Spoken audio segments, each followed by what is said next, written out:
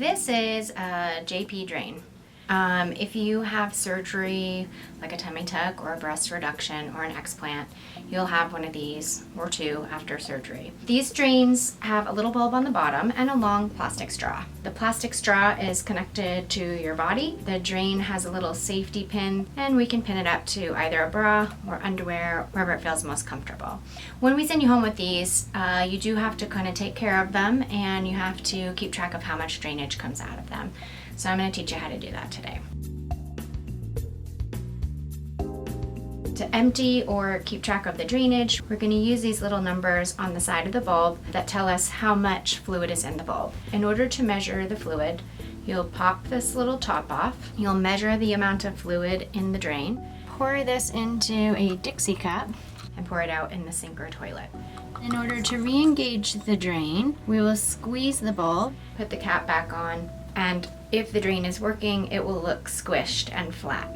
If it doesn't look squished and flat, you'll remove the little plug, give it a little squeeze, and pop it back in. When we're done, it's important to make sure that the drain comes away from the body in this direction, not in this direction. Sometimes this can clog off the drain, so we just want to make sure that the fluid can easily come into the tube.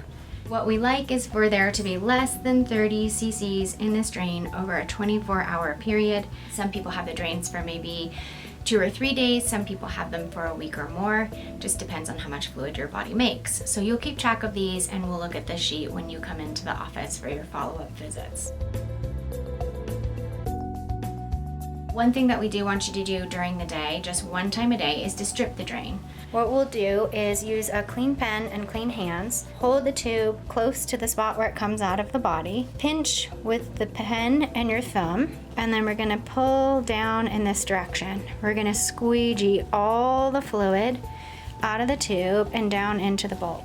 This can fill up with what looks like blood. It can look like a red Kool-Aid, kind of a see-through reddish. It can also look like straw-colored fluid. That's a good example of what we like the fluid to look like before we remove the drain. Generally, the fluid gets lighter as the days go on, but in the beginning, when there is more blood in the drain, it can form clots along this little tube. It can clog up the tube, and then your drain is not effective. So stripping the drain once a day is important to try and keep the drain clean.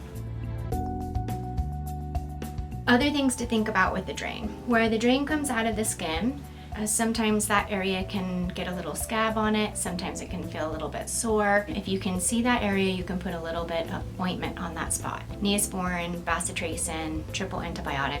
You're gonna leave this tape on the skin, put a little glob of ointment, and you're just gonna rub it around where that drain comes out of the skin.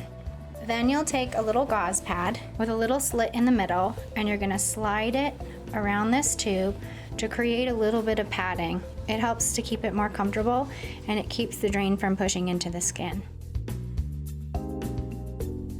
We tell patients after 48 hours it's okay to shower with the tape. All the gauze pads will come off your body, but our special white tape will stay on. If the tape gets damp, we're just going to dry it off with a little hair dryer on the cool setting, and then you'll put all of your garments back on over the top. Where the drain comes out of the skin, it can be a little bit pink, it can be a little tender, it can be a little bit swollen. All of those things are normal. But if you notice that redness streaks far away from the drain site, out towards your ribs, we would want you to call.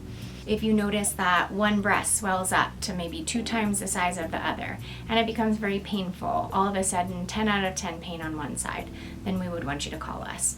Other reasons to call would be high fevers, like 101, 102, things like that.